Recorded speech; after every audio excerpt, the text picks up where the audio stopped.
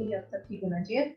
In case किसी को internet issues आए, connection weak हो or anything like that, just let me know.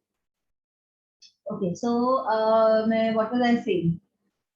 तो हमारी ब्रेक का किसी में निकल गई. हाँ, चलो R and Y स्पेस में ISLM मॉडल होता है. It's in the R and the Y space, and it is the basically the combinations of R and Y which give you equilibrium in the goods model, in the goods market.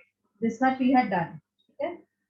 So it was a downward sloping line. We had done that much also. So if the rate of interest is high, basically investment is going to fall and GDP is going to fall because of investment fall. So this is the depiction of the IS curve. So what is the equation of the IS curve?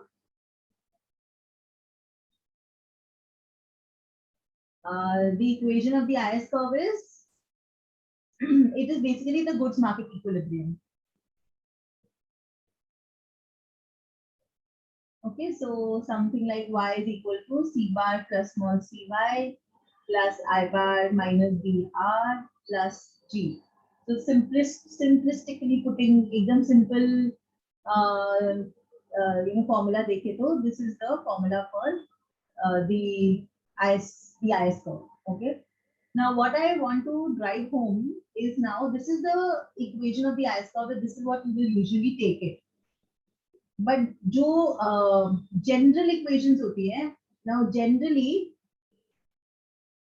an equation is something like this, na, y is equal to mx plus c. Remember maths, y is equal to mx plus c is the general form of an equation. That means this is usually called the slope point formula. So if I had to rewrite my equation in this way, how will I rewrite it? So can you all do it on your own and then you can corroborate your answers with me? This is RIS curve. In general, slope point formula may we write equations. So how will we transform RIS curve into this? So you do it, I'm doing it, and then we'll corroborate our answer.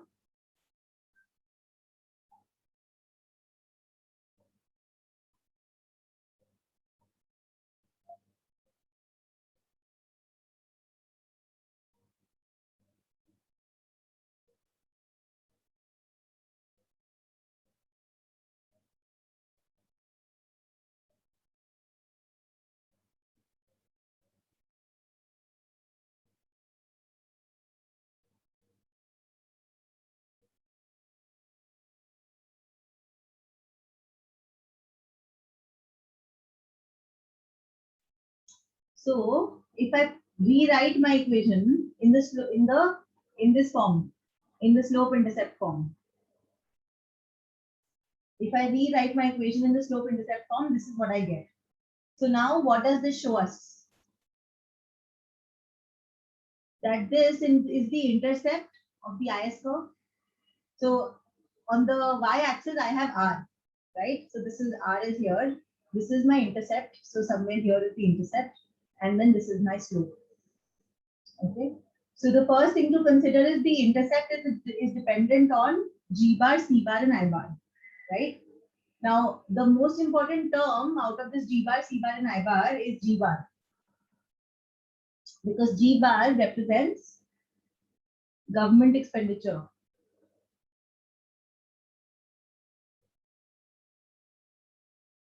Okay, and it represents fiscal policy.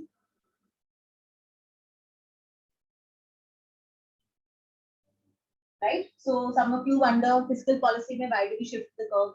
We shift the curve because it is part of the intercept. Right? G bar is part of the intercept. Is this clear? So if G bar increases, the intercept will move up. Right? If G bar increases, the intercept will move up. This will be the IS curve. If G bar decreases, the intercept will move down. This will be the IS curve. Right? So G bar fiscal policy is part of the intercept in the IS curve. This part is clear to everyone?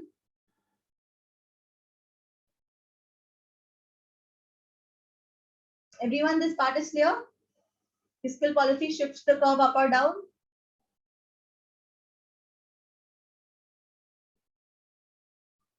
At least raise your hands. कुछ तो response दे दो. Okay. Okay.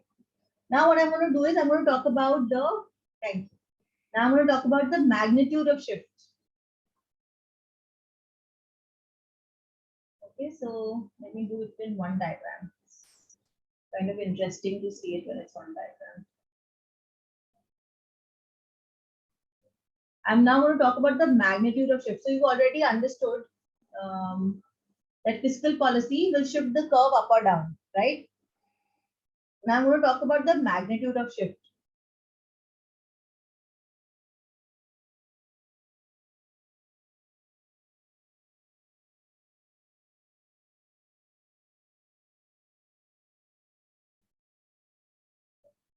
So we're back to SKM.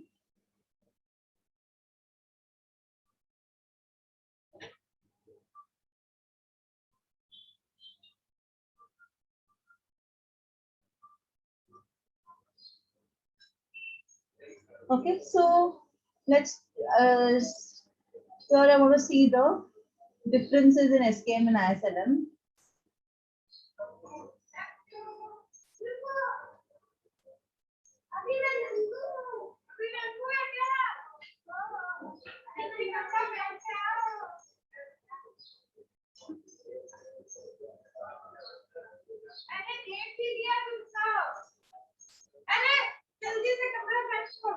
Okay, so now look at the SKM and the ISLM difference. Okay, this is Y star here. Right? This is Y star here. So initially everything is nice. This is the intercept. This is R naught here. Right? Y star here. Now, fiscal policy, the impact of fiscal policy and the differences in SKM and ISLM. This is what we are going to do here. Just 1 second, everyone.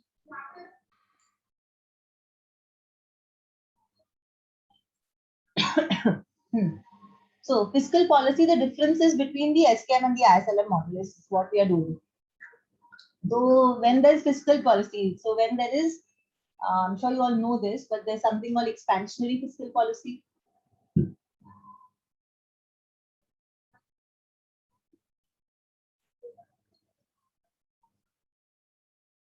Right? There is expansionary fiscal policy. So what is expansionary fiscal policy? G, government increases spending, G bar increases. When G bar increases, it's basically the AD curve which shifts out, right? Because G is part of the intercept.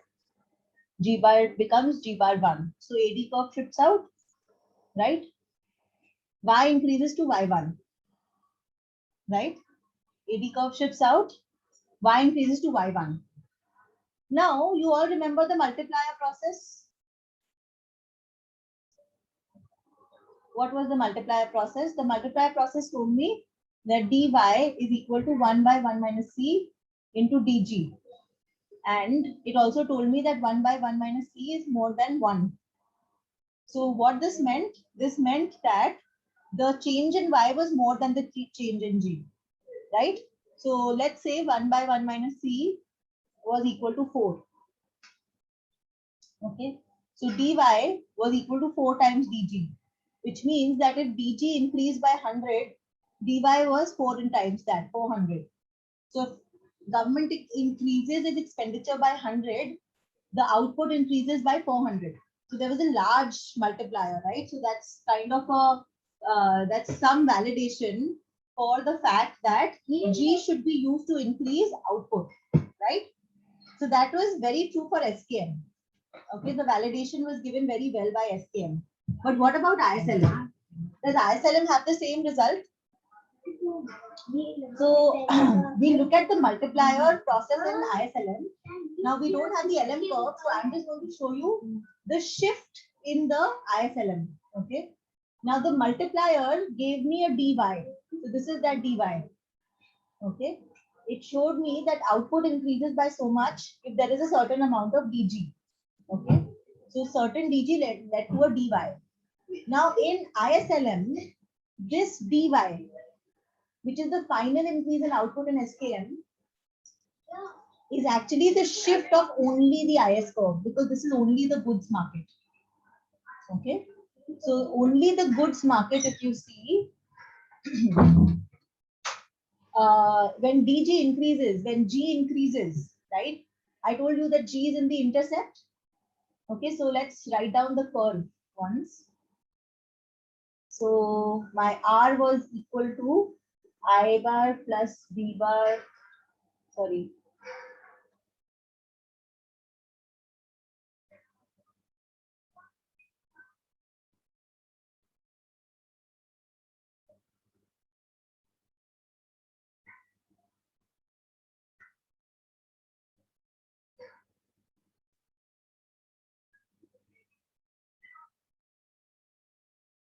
Okay. So when G increases, it's going to be a shift in the curve, right? So from here, you can take out dy by dg. So let me do this. So if there's a dg, okay, so if G increases, and if I want to take out dy by dg, if G increases and I want to take out dy by dg, so what I can do is I can again do the multiplier. So 0 will be equal to dg by r minus 1 minus c by b dy. So dg by r is equal to 1 minus c by b dy, and dy by dg is 1 by 1 minus c, which is the same as SKM, right? This is just the IS curve. Okay, so if from just the IS curve, if I try to do dy by dg, I get the same SKM multiplier. Okay, so this is the impact of just the IS curve. So this increase in y is the same increase in, this gives me the magnitude of the shift in the IS curve.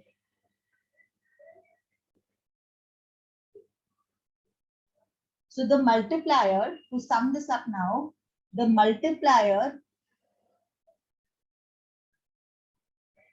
of SKM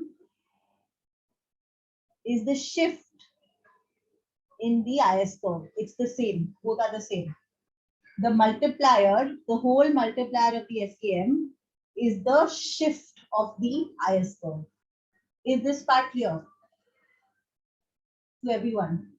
The mathematics, the diagram, everything is clear? The multiplier of the SKM shows us the shift in the IS curve. Okay? Everybody is good with this? So this is the connection between SKM and ISLM in terms of fiscal policy. Fiscal policy gives us a multiplier, but SKM in ISLM, that is just the shift in the IS curve, because this is only the goods market. Okay, so this is, now you also know the mathematical function for what is the shift in the goods market. Okay. Okay, so this was the first thing that I wanted to do. This is the fiscal policy effect of on the IS curve. Okay, so now let's go back to this previous curve. Okay, again, I want to give you, I tend to go a little fast sometimes. I want to give you a minute to just wrap your heads around all this. Okay, so, so this was the fiscal policy, and this is the multiplier of fiscal policy, the shift in the IS curve. Okay, so, okay. So this is about the intercept part. Intercept part में there are of course more variables. I भी है, C bar भी है, G bar भी है, small b भी है. Most important variable that we usually consider is G, because that is easily influenced by government action. Okay, so G is easily influenced by government action, so that is why we study that in detail. Though the impact of every other variable is the same. Okay. All right. The next is coming here. The right hand side, 1 minus C by B. So let's look at small c here, which is the marginal propensity to consume.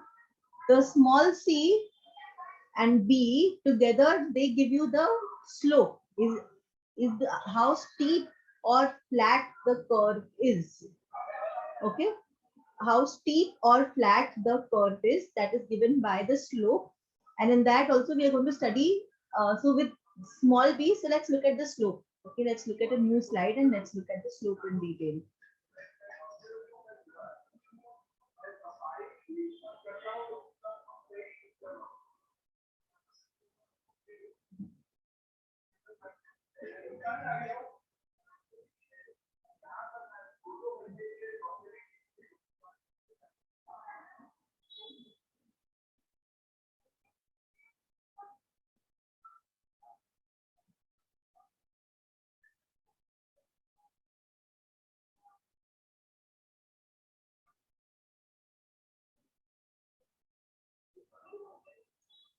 Okay, so the slope of the IS curve is this.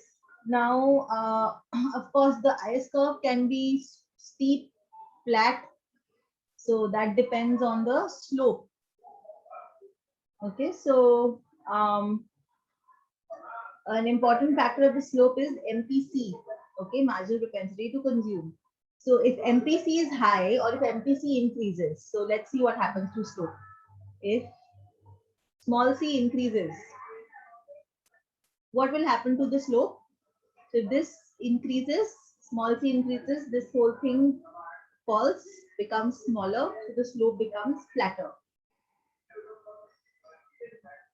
Okay, if small c increases, the IS curve becomes flatter. If small c decreases, the IS curve becomes steeper. Okay, so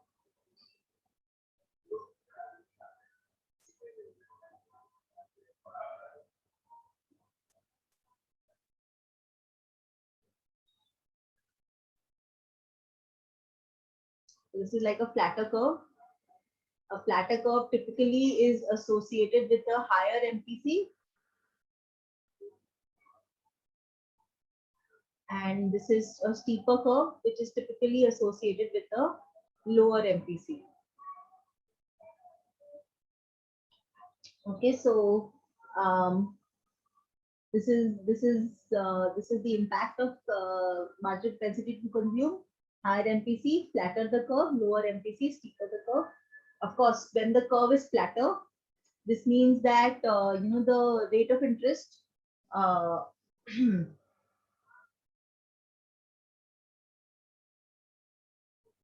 So a steeper curve basically shows us that the increase in output is not going to be a lot, right? And a flatter curve shows a more responsive sort of a curve. So that is why a higher MPC has a flatter curve and a lower MPC has a steeper curve. Okay, so this is with respect to the slope of the IS, which depends on small c and b, and the intercept we already did. It depends on government expenditure. So these are the two things that can come in your tests, can come in your exams, as to if they change, how does the curve respond. Okay, so these are the two things that I wanted to show you. Okay, so I hope the IS curve is clear, how it is formed is clear, how changes in the curve, changes in any of the variables changes this curve, that is clear. Okay, so is the IS curve completely clear? This is how the curve is. It's downward sloping, it shifts up, it shifts down, it changes slope, right? So why does it shift up? Why does it shift down? Why does it change slope? Everything is clear.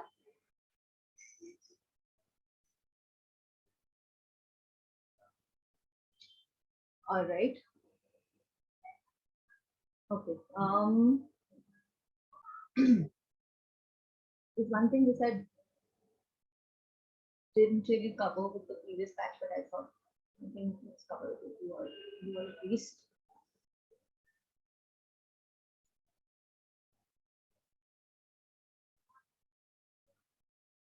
So basically, the IS curve is representing equilibrium combinations of rate of interest and output, right? This is what the IS curve represents, equilibrium combinations of the rate of interest. What about this region? What about this region? What does this region and this region show you? What do these regions show you? So let's say you are in region A.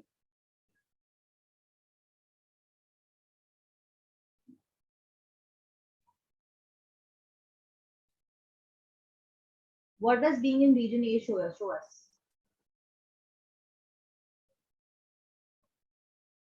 So let's say you're at a point here. It's a point of disequilibrium. What does this show us?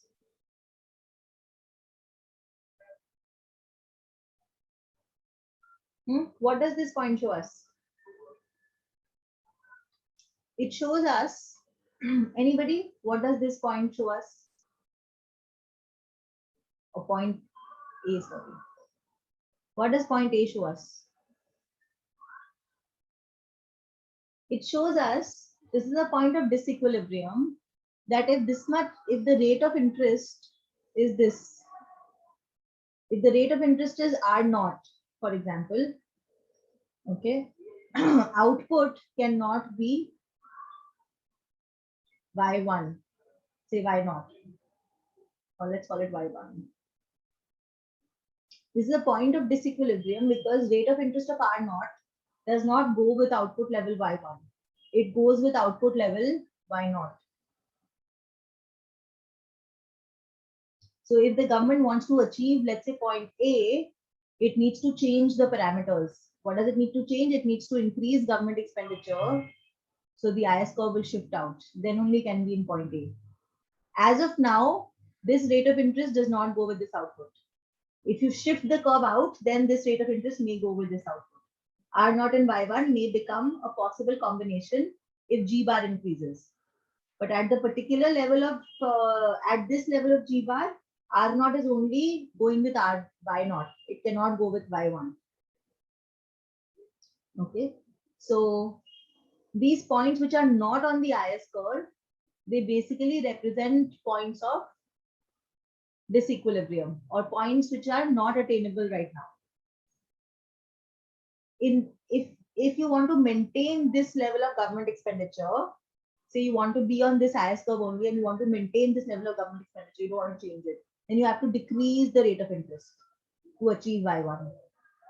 So achieving Y1, if you want to move from point A to point B, then you can do that by decreasing the rate of interest. The rate of interest must fall to R1 then from R0.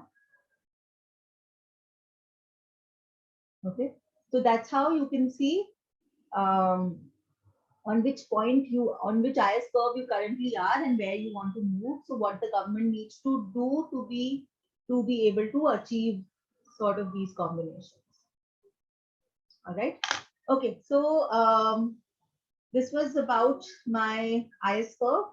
I need to do the LM curve and the whole money market. Why I didn't start it the last time was because there was a break. And if I started it then, so then it would be a break. And then, money market is not that small as the IS curve is. IS curve is smaller. So money market is not that short. So that's why we'll do this in the next class. We'll do the LM curve. We'll finish the theory in the next class, and then we'll have many classes for questions. Okay. Okay. So this is all for today in terms of the theory. So, and I'm then here for doubts. If you have any doubts, please let me know. Otherwise, we are done for today. You can leave the lecture, and I'm going to see you very soon in the next class. Okay, take care. Bye.